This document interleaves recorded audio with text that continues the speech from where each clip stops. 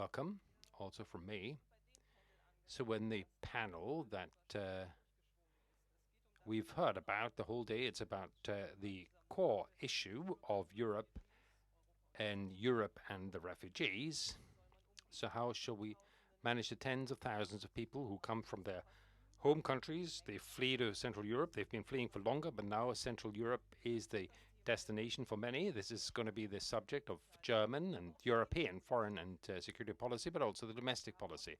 So we've got ambitious plans. So within a short period of time, we want to discuss this complex subject. The plan is beforehand with a challenge that this subject of handling refugees is for Europe. So we try to look at the inner European situation as well as the prospects, and then we'll open it up for questions and answers, and then we try to do a little concentrated step back to just broaden the focus, and this is about the causes, the regional players, and the question of how can you actually go about fighting the causes that the refugee issue will find a solution.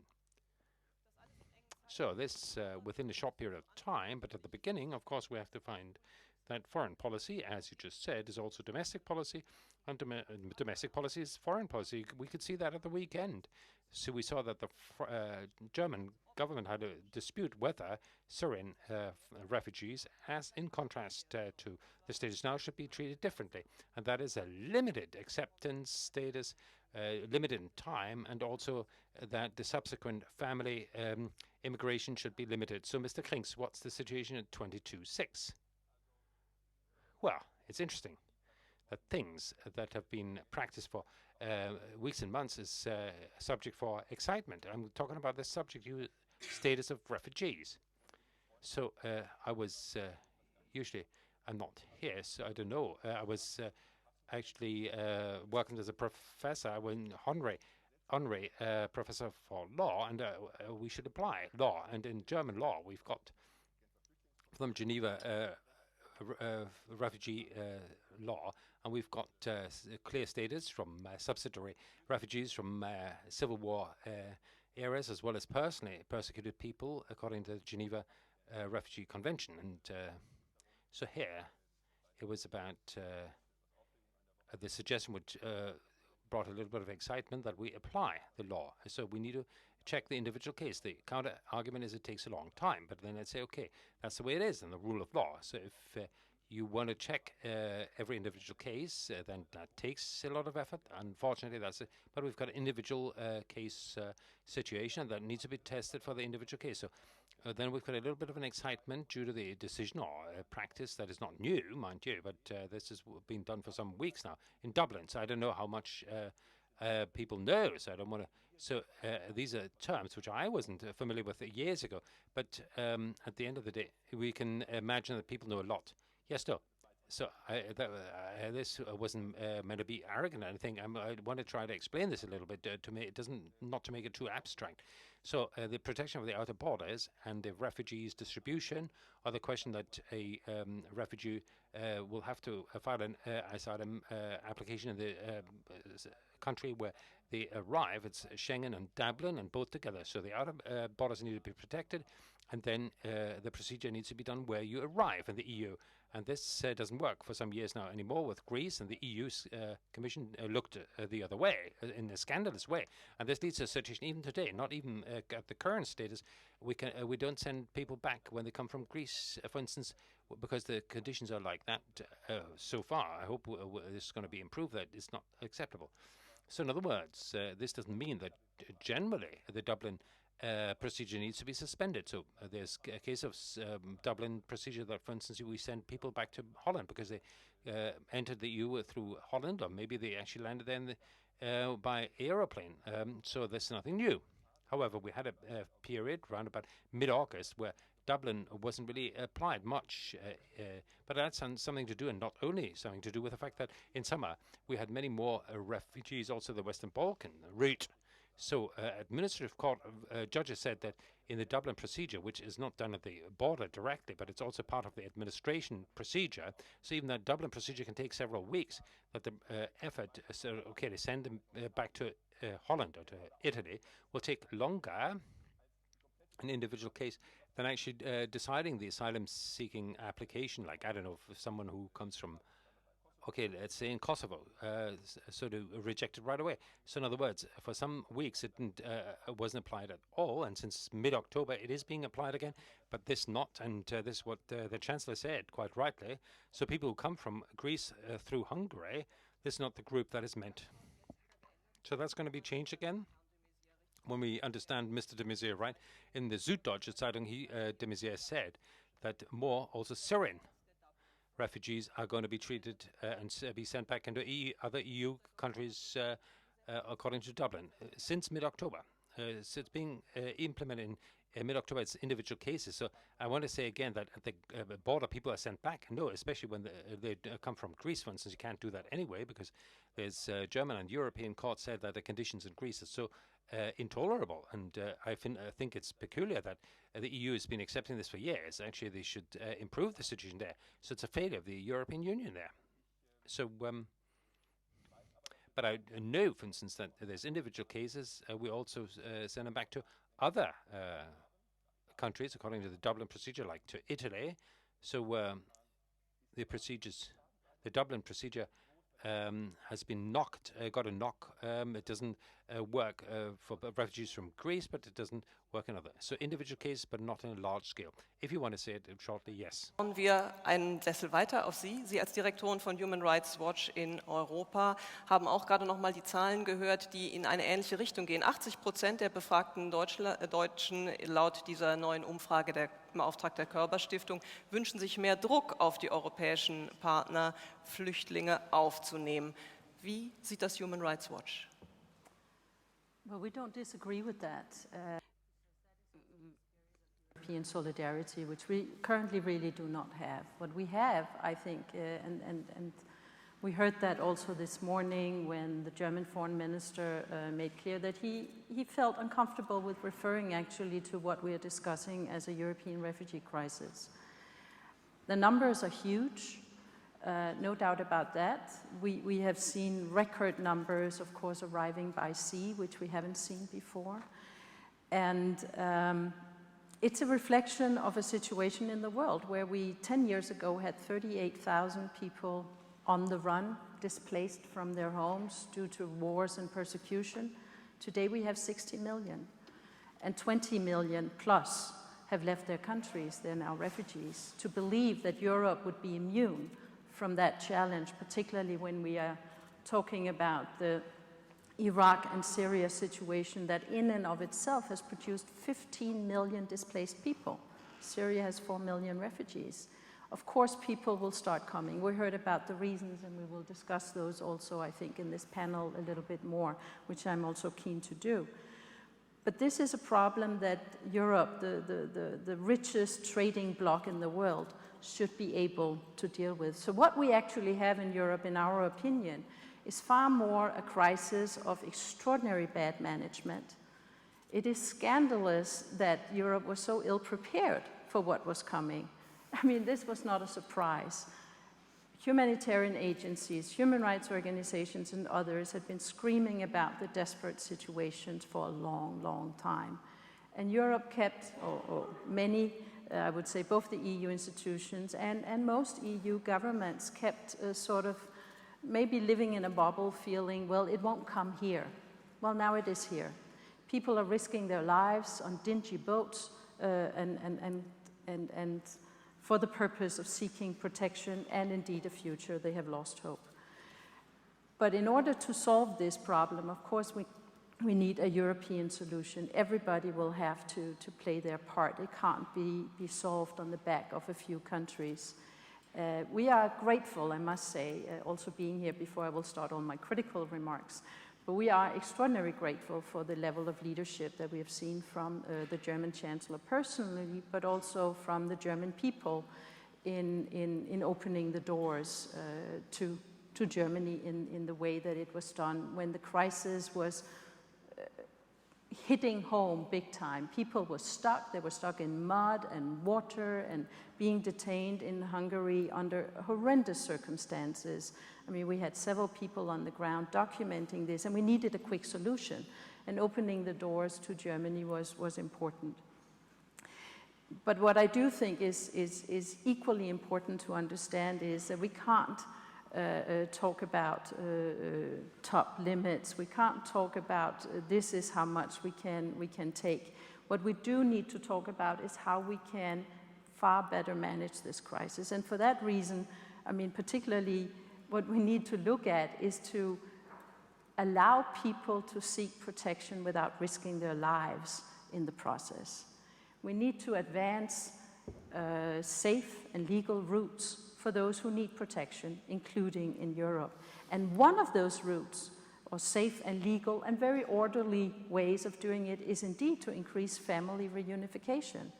It's also to increase resettlement directly via UNHCR from camps, something that has been slow. Germany has been one of the few countries in Europe that has resettled people in larger numbers than most countries have. But we need far more of that.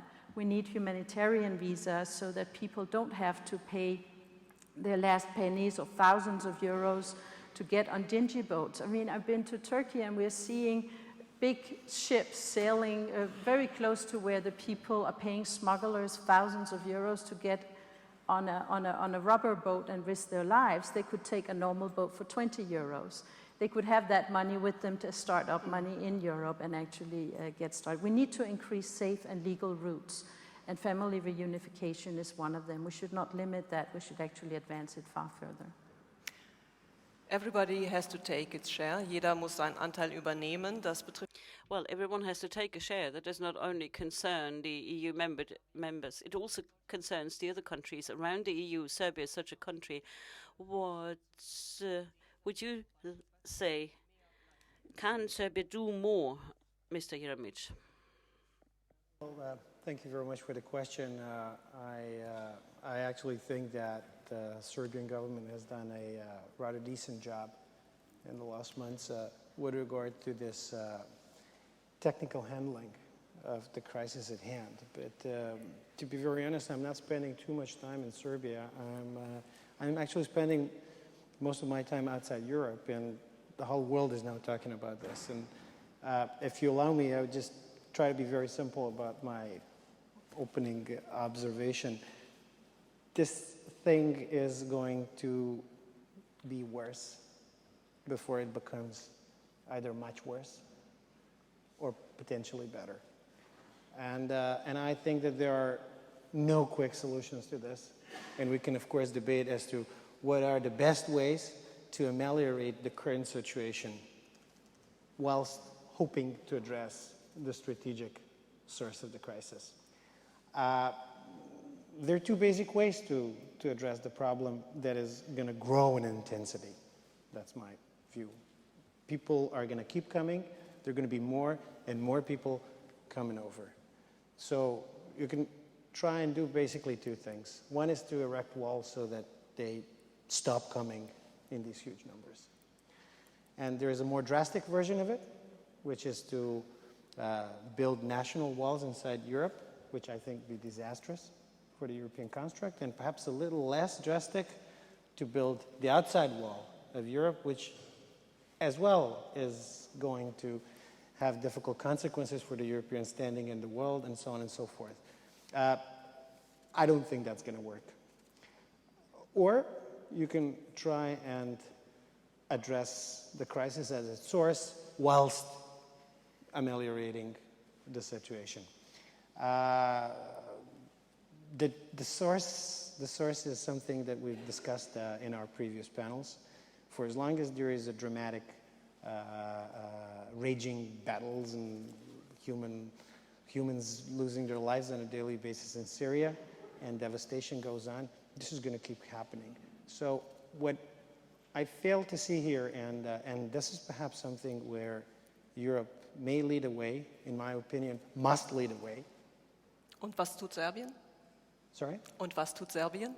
What's Serbia going to do? Well, actually, part of the amelioration of the situation is to help the transit countries handle this in a more efficient manner, to engage with the transit countries as well as the countries like Jordan, Turkey, and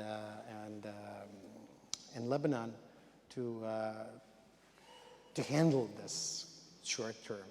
But Serbia, no matter how well Serbia does its share of the burden, I think Serbia is doing a decent job so far. But no matter how well you equip, help financially these countries register and technically process the situation, hundreds of thousands of people are going to keep coming, and they're going to keep finding their ways through to Europe. If there is no European leadership when it comes to resolving the source, I mean, I think we're going to be heading for a disastrous outcome, whether in 6 or in 16 months, but I think there will be no distribution or registration or any other procedural way out of this crisis. Frau Khatib, Sie haben libanesische Wurzeln. Mrs. Khatib, you have Lebanese roots, you live in London, but you also went to the region quite often. A couple of weeks ago you were there. What is the perspective that the refugees have in Lebanon regarding the European debate? The Syrian refugees are grateful for Germany's position. They regard it as the best available in Europe. But at the same time, as we've just heard, the wave is going to continue for as long as this conflict grinds on, especially that the situation of refugees in Lebanon in particular is really dire. They are not considered refugees officially by the Lebanese state in the first place. They are not allowed to do most jobs. They don't have much access to education. So what's been happening is that the people who had left Syria and sought refuge in Lebanon thought that this would be temporary. And now they have lost hope after more than 4 years. The people with families look at their children and see that they're wasting their children's future by staying in Lebanon. The young people who are educated are also doing menial jobs in Lebanon under the table and are also regarding their future as being wasted for as long as they're there. So the increase that we've seen in the wave of refugees arriving in Europe is largely due to this rapid process of losing hope. But there is something else happening in the region which is missed, which is that although most of the refugees arriving here are from the Syrian community that is leaving Lebanon and Jordan, the people who are leaving Syria are now more able to do so because the regime of Bashar al-Assad is now facilitating the exit of Syrians from Syria. So, for example, until very recently, it was very difficult for Syrians to get new passports. Now the regime is renewing passports once more. Why is this happening? It's because for the regime, the new strategy is to try to retain control over a reduced area of Syria. And the fewer people there are in this area, the easier for the regime to govern, especially if those remaining are those loyal to the regime. So the regime is, in a way, enabling this process of increasing the arrival of migrants in Europe. And this also doubles up as a political game for the Assad regime because it definitely puts pressure on Europe. Suddenly, Europe is feeling the heat a lot more. And the regime hopes that in this way, Europe can be pressured to wanting to collaborate with the Syrian regime more in order to end the conflict in a way that would retain Assad in power. So we should never think of the Syrian refugee crisis and the crisis in Europe with migrants more generally as just a humanitarian issue. It is fundamentally a political issue, and we cannot ignore, that important dimension. Bevor ich gleich die Runde zu Before I open to our audience for the first questions, I would like to come back to you. There is a policy in the region to allow refugees to leave the country. It's going to be worse before it gets better. That's what we heard. So wouldn't it be your task to tell the public quite clearly what is happening? Yes, it's absolutely correct. We cannot just deal with the management of the refugee flows. We cannot work on the problem. We also have to be efficient, of course, at housing the people. That's one part of the story. We have to work towards reducing the flows of refugees. So combating the root causes of immigration is very important. That concerns the situation in Syria. That's the most difficult task, but it also concerns the situation in the refugee camps, where we definitely, as Europeans, should have done more to provide those people living in the camps with more perspective. I don't want to be cynical, but historically in that region, we always used to have refugee camps that were later on developing into prosperous regions and towns. Let me remind you of Amman, the capital of Jordan, has been established in 1880 as a big refugee camp. So we should have helped in those camps to provide perspectives. So people would have had hope that they could continue to live there. So we have to do two things. We have to manage the crisis as such, and we have to also make sure we have to state that not everyone can come. And that is why it was very important for our Chancellor to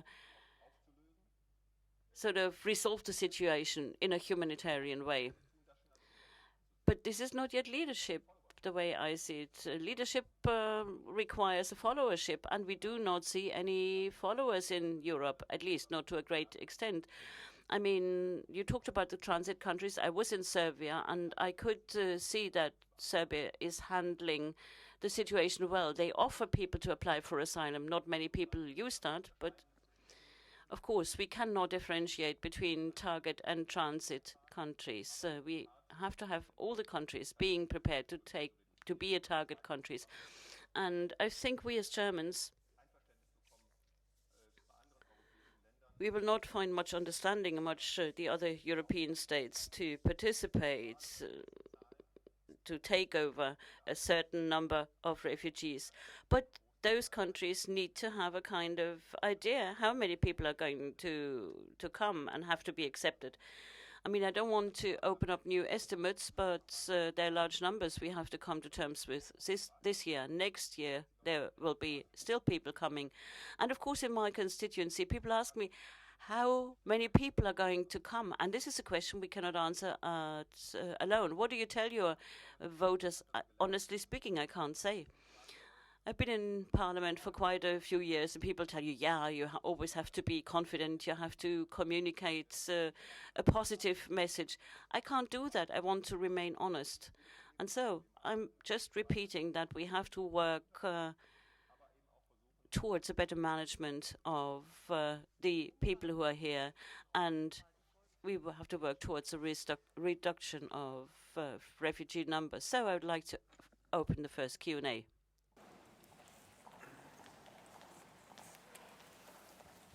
Thank you. First, put my question to the MPs. Like most of the discussion we've heard today about how Europe is managing the crisis is really related to controlling the outer borders and controlling the distribution of refugees. I have a sense that we have not heard enough about what Europe is doing actually with the refugees who've come here. A lot of those people are here to stay. Some polls say about 20% of refugees who come to Europe are children under the age of 18. So these are people that are here to stay. What are you doing to integrate them, educate them, and do you feel that this is part of the problem that needs to be addressed? Another quick point is in terms of how do we control the flow. You know, first of all, as Lina actually said, you know, you got a problem with the regime, you got a problem with the source of the problem, but the other thing is that neighboring countries like Jordan and Lebanon are at capacity. They cannot really absorb more. If you want to stop people from Jordan and Lebanon going, those who've already come, you need to provide better support for those countries so that they can give the refugees their hope and not feel desperate to go. So again, do you feel that enough is being done to help those countries, at least to retain people who've come, so that they don't just give up and run and come to Europe? Thank you. Thank you. Who am you addressing your question to? I expect Mr. Krings. Also wir haben auch als Deutsche So also Germans, we did a lot to help in the region. Since the start of the Syrian war, we did 1 billion Europe, but that's not enough. So it's not like we didn't do anything, but we spent 1 billion. And it's not just Germany that needs to increase the efforts, and the numbers are immense. When you look at the small population of the countries and how many refugees they've taken in, and then he asked about the situation. Of course, quite rightly, in Germany and whole of Europe, they need to have a claim, and we have. For instance, in Jordan, I looked at this in like last December, so when the supply was much better in the camps, when there was no material problems yet, but these camps were closed, and the only thing to get out of the camps is to go back to Syria. I think we all agree that we don't want to have that in Europe or in Germany. Of course, we want to have a real integration. So then it's a more demanding task. So in smaller numbers, however, but still, we've got good success. So we've got a very detailed social security state, and so I don't want to give you any prognosis for the years they're going to stay. So so they will be subsidized by the social security system, but during that time they're going to do the language courses, also at the cost of the German taxpayer. There's not many countries that do that. We do that already during the asylum application. So of course, we've got a length of the asylum procedure. So all the material supports and the start of an integration course, this already starts during the application for asylum. So in other words, it's the first step, the language, and the next step we have to see that we've got a lot of people that we give them jobs, and of course this needs, I suppose, that they need to do training and studies. You mentioned the younger people in Germany. It's a good way, it's a good step. The president of the German Labor Exchange, who's fighting unemployment, he's also the head of the Office for Migration and Refugees, and so there's a fusion there. I have to say about families' subsequent migration, of course, a family also belongs to the integration, but on the other hand, we also see, and I don't have a good solution yet, I have to say, in the sense of what was the best solution, that many kids are unaccompanied. They come alone. And in many cases, also to get the family to join them afterwards. So if we continue like this, it may lead to the situation that people see prompted that they send their children unaccompanied to then get the family reunited in Germany. So the better route would have been with a contingent, like so we've got 60,000 refugees as it's described with a visa. We got them, so maybe it was too few, but on the other hand, leadership, followership, so we were more or less the only ones who did it in any magnitude, and I think that is a greater cause than like what Angela Merkel said, because of course there's many new people in Syria who knew other people who then mentioned Germany as a possible country to flee to. And I suppose this is just a wishful thinking so far, so that we get back to procedures that from the camps, that we can get people from the camps to us in a dimension, in a magnitude that will also have strengthen the acceptance within Europe, and doesn't lead to the situation that we have a swing in the mood in Germany and in other countries in Europe. So I've got some people want to ask or say something. So we'll gather their questions. Maybe you could introduce yourself. That will help. Janne Pellerin, German Society for Foreign Policy. So I've got a question to Mr. Jeremić. And you said that we should fight the causes of the flight. So the European Union and the national says, when I look at the cause of the flight, so this is crises at the moment and conflicts in Syria. So the West has looked away and didn't intervene militarily, so the refugees are coming. In Afghanistan, NATO's been present for many years. There's pretty hefty involvement. Still, the refugees are coming. And Iraq, you can say the military intervention in 2003 maybe just triggered the influx of and wave of refugees, and in between there was a stable situation. The refugees come from there too. I'm just at a loss. How can you actually fight the causes for refugees? What do you think? So, Mr. Jeremić, because everything has failed so far. Well, we tried. Okay, thank you very much. We're going to gather more questions. So I would like to continue and pick up on that. I'm Christian Harnold from the Bertelsmann Foundation, and I would like to have the assessment of Lina Khatib. So I'll say it in German. So Lina, when we heard the debate about the Middle East, so this is actually, so apart from Vienna, there's more or less no positive idea of how to actually reduce the number of refugees from your perspective. So when we look at the socio-economic and political chances of participation in the Arab world. That isn't improving, it's rather reducing, isn't it? How do you see the motivation of flight, and how do you forecast the motivation of flight of many Arabs to Europe? So if you could pass on the microphone to the next gentleman, and then the fourth, and then we'll just have a break for answers. So thank you very much. I'm sorry. And another question to State Secretary Krings. So I would agree with Mrs. Leicht because when she says in such a affluent situation like Europe cannot be left out by migrant waves and flows. But so what is happening is Middle East is an international task. So Mr. Krings, what's the federal government doing, and what does the federal government do to increase the number of shoulders bearing this burden? There's been offers from Brazil, Argentina, Chile, Venezuela, take up to 100,000 refugees. Are we supporting this? Are we discussing this? So with what about Eastern Asia? So there's some of the richest nations of the world: Japan, China, second strongest economy of the world. Are we talking to these guys? So do we want to include other countries in the solution of this task? Thank you very much. And another one, number 4, and then we'll answer. Thank you very much. Mr. Zimmermann, Deutsche Welle. So I want to pick up the first question. So what is to be done?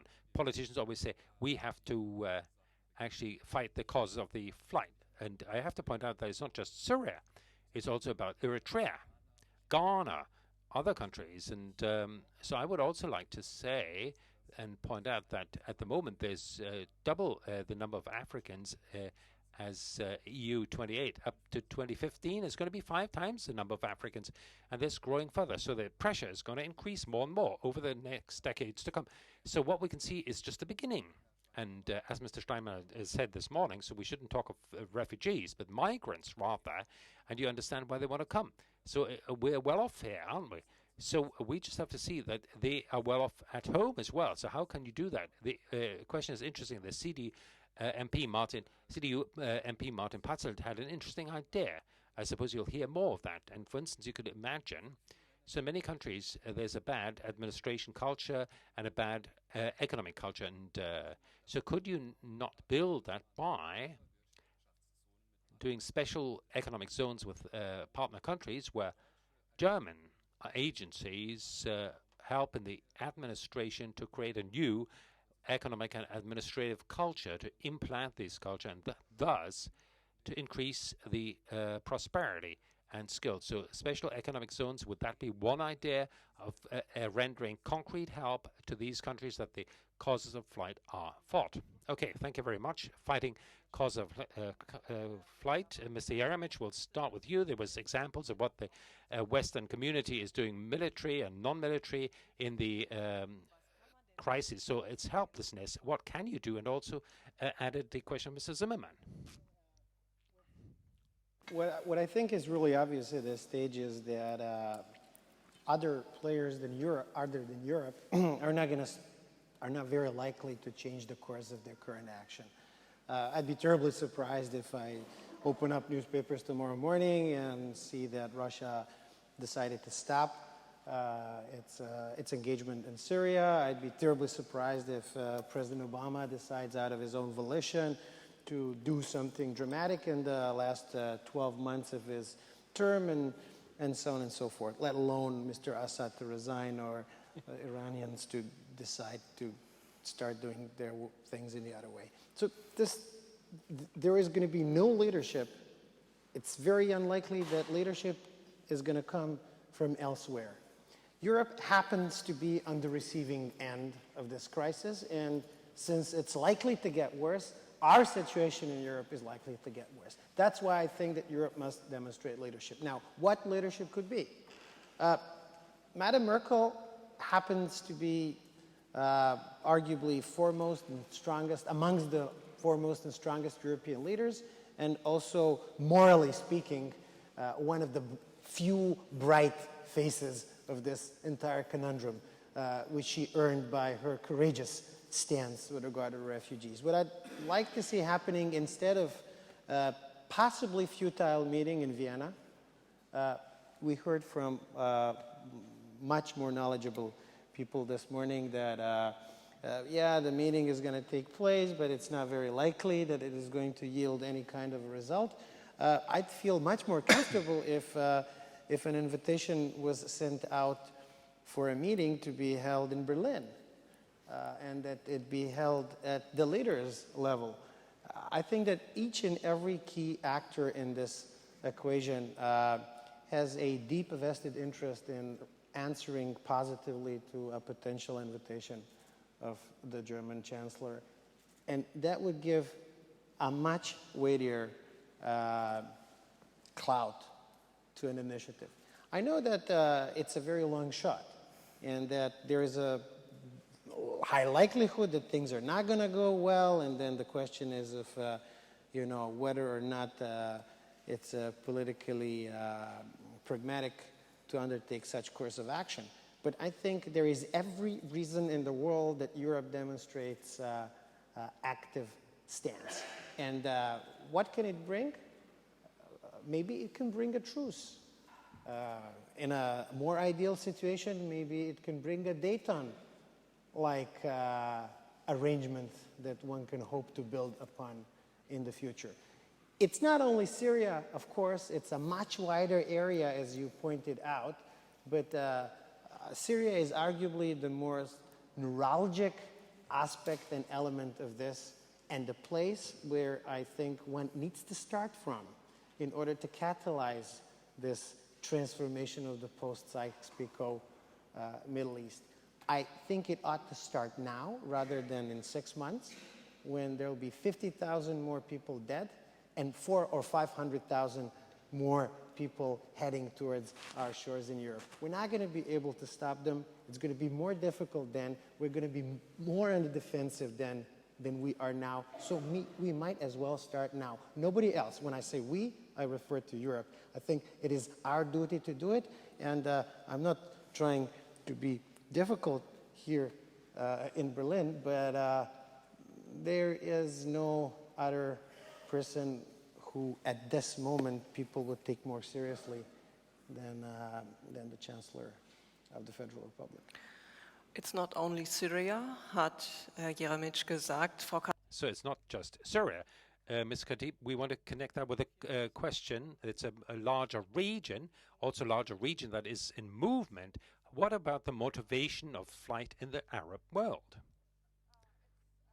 A good question, because it shows that the Syrian conflict is part of a wider, bigger problem.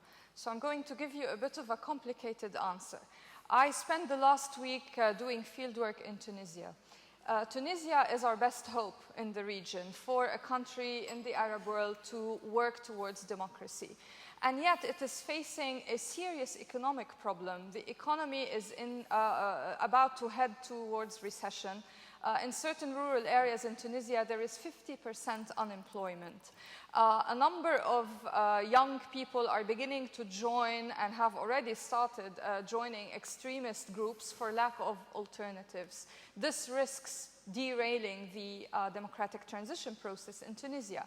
Now, this is connected with the lack of economic foresight on part of the international community to actually support this country in its democratic transition. So it's a case of, yes, great, we have a potential for hope in the region, but not really having a Marshall Plan for Tunisia. At the same time, you've got the conflict in Libya next door. It's not just affecting Tunisia in terms of security, but also economically, because actually, after the European Union put together, Libya is the second largest economic partner for Tunisia, and a lot of Tunisians after 2011 had been promised job opportunities in Libya. Now this is gone because of what's happening in Libya, which leads us to the question of, okay, what is the European and international responsibility to Libya?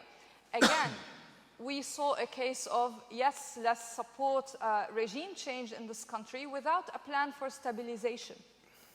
Because there was no plan to stabilize Libya at the level of security and other things, the country has descended into chaos. And as you can see, this is affecting Tunisians. Many of them now dream of migrating outside. The same with the Libyans, who are also going and hopping on boats and trying to cross the Mediterranean to come to Europe.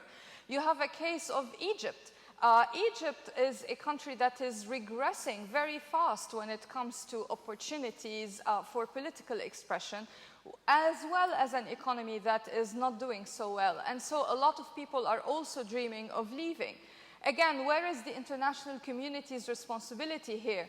The issue is we had a new regime in Egypt that the international community turned a blind eye to when it came to transgressions, when it comes to freedom of expression and other things. And we should not forget that the attack on the Russian plane that happened in Egypt was perfectly timed with President Sisi's visit to the UK. So this was obviously a slap in the face, not just to the Sisi regime, but also to his hosts in Europe, who have been embracing this regime that is now worse in terms of human rights violations than the Mubarak regime.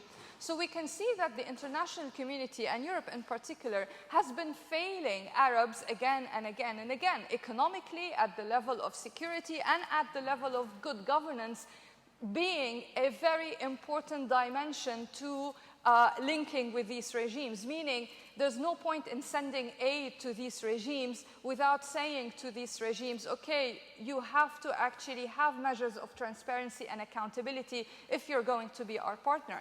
None of these things have been happening, so no wonder many Arabs dream of migrating. No wonder that this wave is going to continue. And as you can see, the biggest winner out of all this are the extremists in the Arab world. They are not just engaging in terrorist activities to humiliate these regimes and taking advantage of grievances, but also some of them, like in Syria, are beginning to present themselves as the best alternative to these autocratic regimes in order to attract people with grievances. So the situation is very complicated, and again, unfortunately, Europe has failed the Middle East at large. Frau Khatib, vielen Dank, und Ihre Antwort. Mrs. Khatib, thank you very much, and your answer shows that my approach failed completely. I wanted to separate between domestic European and European problems and out of European problems. This we are having now is that we are probably, as you all know, we will have a Valletta summit just in 2 days. And there are many good things that will indeed be adopted here concerning additional assistance to countries for the purpose, of course, of curbing migration and making life or making a future for people in the countries where they come from. But as part of this too, there's a so-called process which is labeled the cartoon process. And these are countries with whom now the European Union and indeed European governments, including the German government, will engage very directly with security forces, with border forces, with legislative forces for the purpose of curbing migration, so-called illegal or illegal smuggling, trafficking, etc. But if you look at the countries with whom we are engaging here and who will benefit from huge amounts of money into their security apparatuses, we're talking about Eritrea. I mean, the UN documented or has now documented that the violations and the crimes continuing in Eritrea probably amount crimes against humanity. It's South Sudan, there's a raging war going on, we're negotiating peace, but people are fleeing South Sudan. It's Sudan, the cartoon process, a country led by a president who is himself on the run. He's an he's a fugitive for international justice, wanted for genocide, crimes against humanity, and indeed war crimes by the International Criminal Court.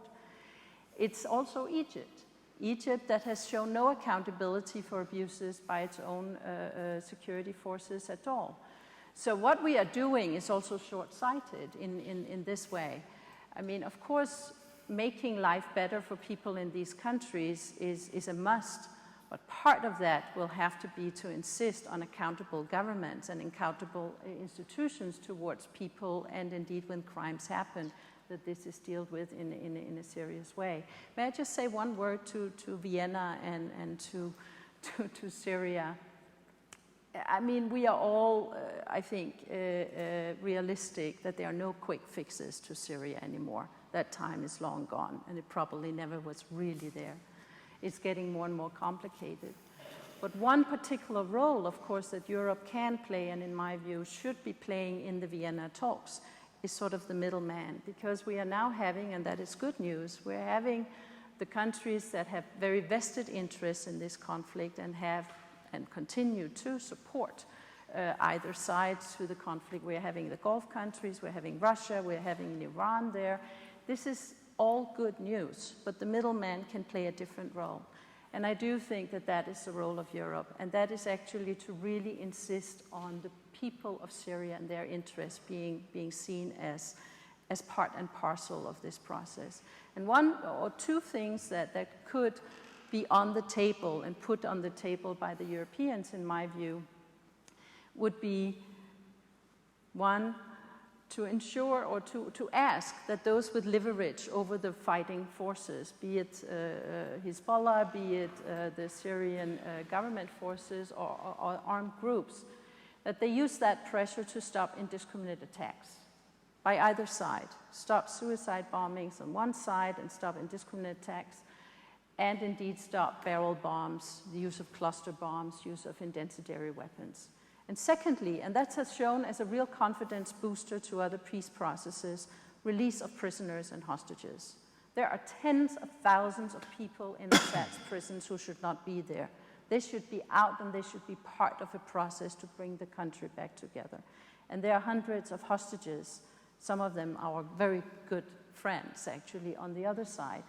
Now, these are issues where those who are sitting around this negotiating table now, if they want to use the pressure, and if you want to use the pressure on Assad, then here's is something you can do, and you should be doing. That is Europe's role, as I see it in the Vienna talks, is to bring in the components that are meaningful and that will really make a difference for the people of Syria, whatever side on the front line they're living on. Can I quickly just say something to Lina, to what Lina said about Tunisia? Briefly. Tunisia is still considered a poster child, actually the only poster child remaining of the Arab Spring. I wouldn't be prepared to bet all my money on continued success of Tunisia. In Tunisia, Islamists were just a little smarter than they were in Egypt, so they decided to withdraw and let others take care of a very difficult situation. I am not sure that Tunisia is not going to also fall prey to this spreading crisis. Couple this with the ongoing disaster of Libya, which is an unmitigated, outrageous disaster, which we are all choosing to turn our head away from. And do not forget that Algeria is not heading for its golden era of stability given the current situation there. So expect more and not less problems with migration, even totally outside the Syrian context. Unless we act now with regard to Syria, we're going to be all of a sudden faced by a midterm blow of Northern Africa and a long-term blow exacerbated by the demographics of the Sahel, where things haven't been resolved but just patched by means of a successful French intervention a couple of years ago. Expect more, not less. Das greife ich gerne direkt auf, Herr Krings. Well, expect more, not less. Mr. Krings, what does the German government want? And then let us come back to one question that wasn't answered yet. Let us widen our perspective and distribute refugees further. And what about Brazil, Venezuela? And what about the special economic zones? Has that ever been discussed in the German government? Well, after your very pessimistic statement, well, how come we are all of a sudden optimistic again? Of course, we have to try and do everything we can in order to end the war in Syria, even though we will be successful. Really, of course, we don't know what the next problem area will be. North Africa or Central Africa, many things are interrelated, and solving one problem doesn't mean you have eliminated all the causes. Second remark. I do take it seriously when you say that in our foreign policy relations, during the Valletta summit, we must take violations of human rights seriously, because such countries are a good breeding ground for radical forces, for terrorists. Well, when people are disappointed of what Europe does. Why do these people all come to Europe? I mean, it's in a way strange, but the danger of radicalization indeed does exist. The question of distribution. We talk about European distribution here, openly speaking. Nobody's full of euphoria when you come back from the negotiations. We had this hotspot idea, taking decisions right there. When the decision was taken about the first hotspots, the 200 people that came there, arrived in Italy. 180 refused to give their fingerprints. 3 were distributed. The rest disappeared. So that is the first hotspot result. Meanwhile, it's getting better, and the Greeks seem to be getting better too. It's a very painstaking way, but this process in Europe is very important and needs to be rolled out. The idea about South America is a very good idea. I mean, at least we should also take a wider perspective. The Australians have concluded contracts with the countries of Southeast Asia, and the refugees didn't want to go to Australia, so of course you cannot force them. Of course, states like Jordan, Lebanon have taken many refugees. The Gulf states didn't do. Saudi Arabia said, well, we are going to help. We are going to build 200 mosques in Germany. Whether they were pulling our leg or whether that was serious, we don't know. But the rich states in the region were much closer to where the refugees are. They completely refuse. They turn a blind eye. So, of course, you're right. We have to think about all the options, but it will not be easy to distribute. And so, although it might sound good, we have to do it well, and we have to combat the root causes of migration. And when we talk about Africa, it's not just about trying to escape persecution. We also have to have in mind that there's a lot of poverty migration, poverty-driven migration. And that's a question of development. Maybe it's even a race to see how quickly conditions can be changed. And, of course, demographics are an important factor. And there we need good governance so people have a perspective there. But here, again, we don't know what is going to happen. If you have written Paul Collier's book that he published 2 years ago, he said that even increasing prosperity in Africa would lead to more migration because more people can afford to emigrate, and only in the very long run the number of migrants will drop. So it's not a quick solution either. So we need to explore all meaningful opportunities, also maybe special economic zones, but maybe it's a bitter truth. Countries of Europe, hopefully all together, not everyone by himself, will have to protect their borders. At least they have to be able to decide who can come as a economic migrant. That is to say, a state must be able to decide whether to open the borders or have a very good social state. If you want to do both things at the same time, it won't work in the long run. So the sovereignty of states is important, and also the sovereignty of the European Union as a community. We need to have sovereignty of our own borders. Lorenz Hernecker sent us a tweet, and he asked, what kind of status should we have to say that the refugee crisis is solved? Mrs. Khatib, what would you say? What kind of status should we have to say, well, the refugee crisis is over?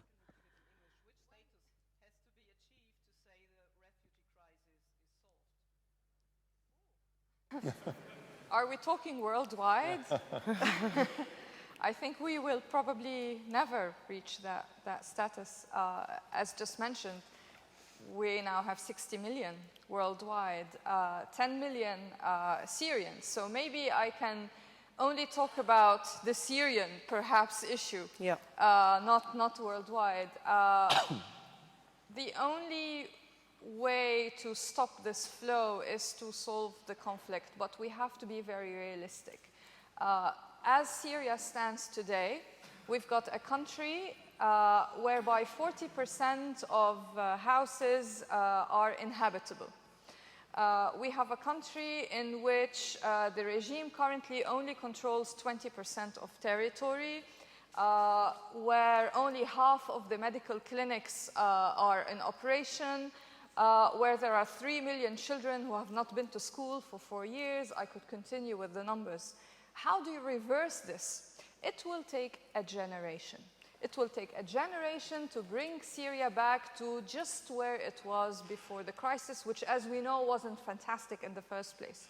So in order to stop the flow of refugees and take them back home, we're talking a generation of people who will have been born in Europe and for whom Europe will be their first home. And so it's a very tough, question to say this is the point where this stops. We just have to be realistic, and we're in it for the long run, I'm afraid. Frau Leicht? Well, I just think we have to be realistic also. I mean, according to UNHCR figures, more than 80% of the people coming are fleeing conflicts, full-blown armed conflicts, or countries where persecution is profound, like Eritrea.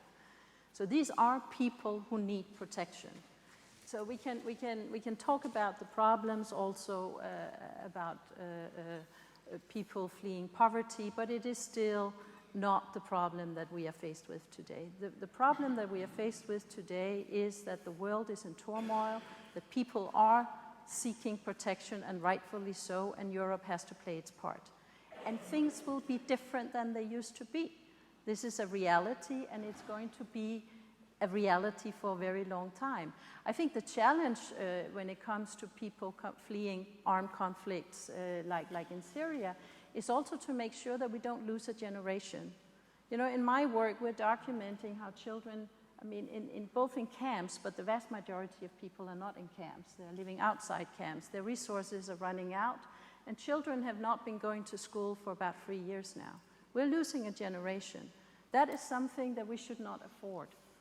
What is absolutely critically important now is that we offer, also with the wealth and the resources that we have, this new young generation a chance to grow up and be citizens that actually give something back. Child labor is rampant. It's very abusive, and it is an outrage. So what we need to see is that people, both where they are, indeed in the neighboring countries, have a chance for a future. We need to pay our part on that. And in all of the countries, the vast majority are not registered refugees. The resources are out now. Their kids are being early married. The kids are being forced into abusive labor situations. That is something we need to deal with. In Turkey, we have 400,000 kids from Syria who are not in school. These are the realities. So I think, let's not talk about everything, because it is not everything that we are actually challenged with here and now. This is a very particular challenge, and we need to meet it. Dann greifen wir das direkt auf. Dazu passt die Frage von Gora Gilani, die hat uns auch... Gora Gilani sent us a question via Twitter, and it concerns Turkey. Mr. Krings, he asks, how about the membership of Turkey in the EU? Will that be connected to how Ankara treats the Syrian crisis and how closely Ankara will cooperate with Germany? I can speak just on behalf of my party. Our party's position has not changed vis-a-vis the EU membership. We've just seen Schengen, we can see the Eurozone. We have seen that we were readily accepting countries, but when it came to implementing the rules, we were quite bad in Europe. We have not too few rules, we have too few implementation processes. And as far as Turkey is concerned, we've agreed on a procedure, and we cannot bypass this procedure, although the problem is an urgent one. As far as other forms of cooperation outside membership are concerned, that's completely topic, and the accession process goes on. It's not been stopped. But we cannot say, let's push aside all our principles, all our legal issues. That would not be the right answer. We need to apply them the way they were.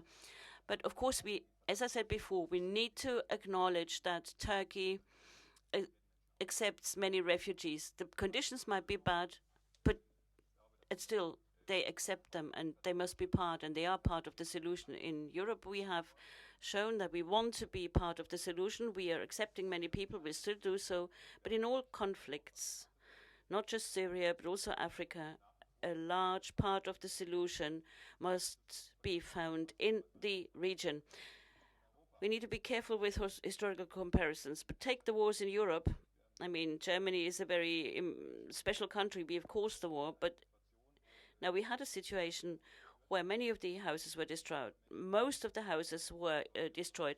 We had to accept all the millions coming from the former German Eastern territories, and we had to solve this problem locally.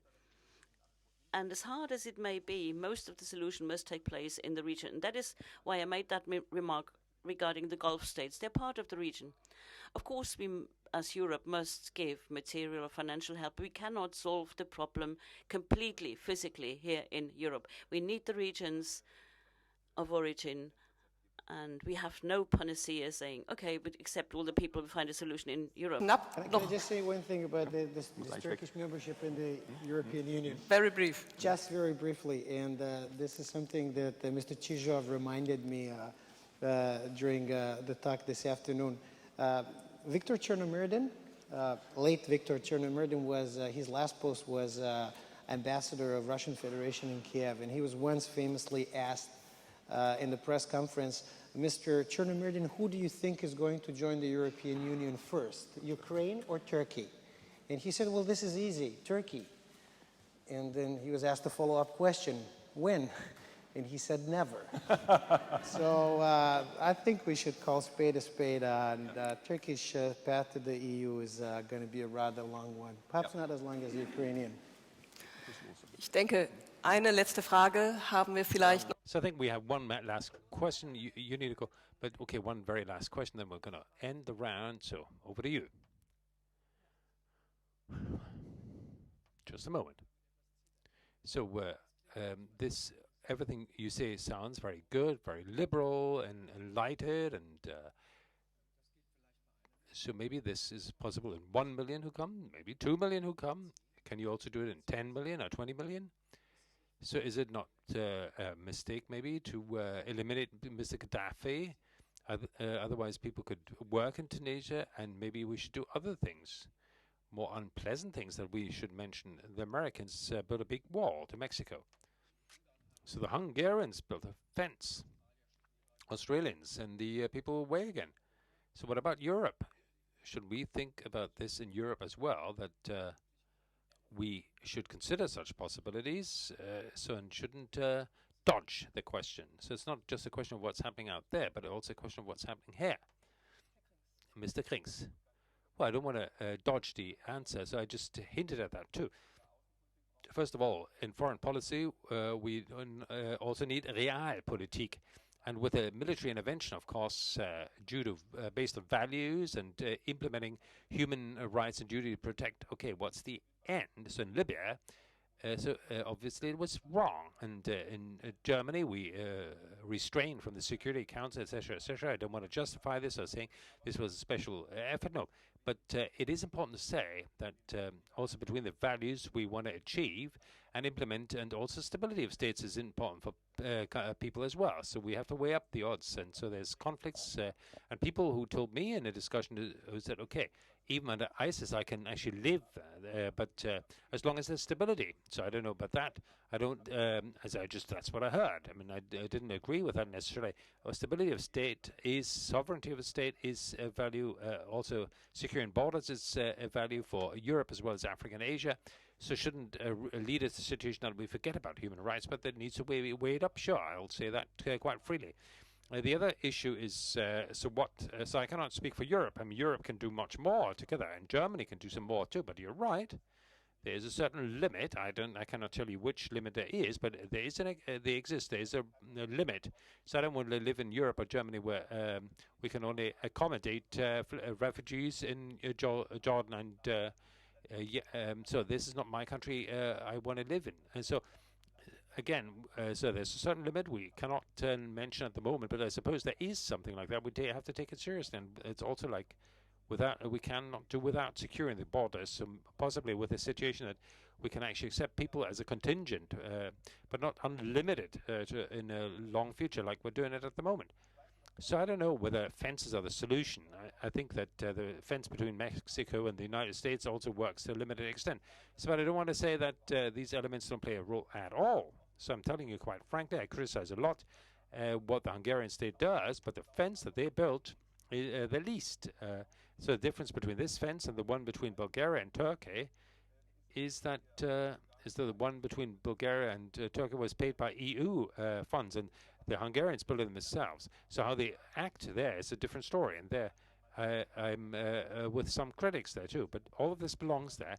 But you have to say that also you have to conduct this in such a way that it's acceptable for everyone. But of course, it also means that unlimited migration without any securing of borders is not the solution in the long run. So at this point, I suppose we can have endless discussions. So we have to now draw the balance. So that was the last panel of today, Europe and the refugees. Thank you for the panelists, as well as the people in the audience. I would like to hand over to back to Mr. Paulsen. Maybe you could just stay another 2 minutes.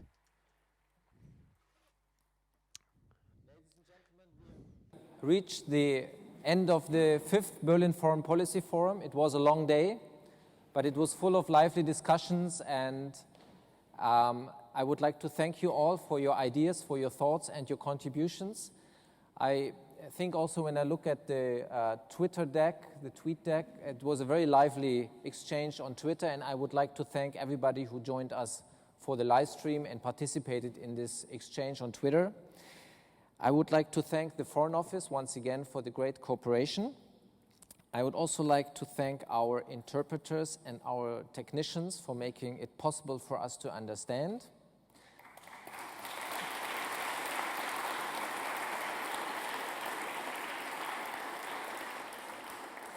And last but not least, I would like to thank the Körber team responsible for the Berlin Foreign Policy Forum, led by Bernhard Müller-Herlin, Julia Palm. Please stand up.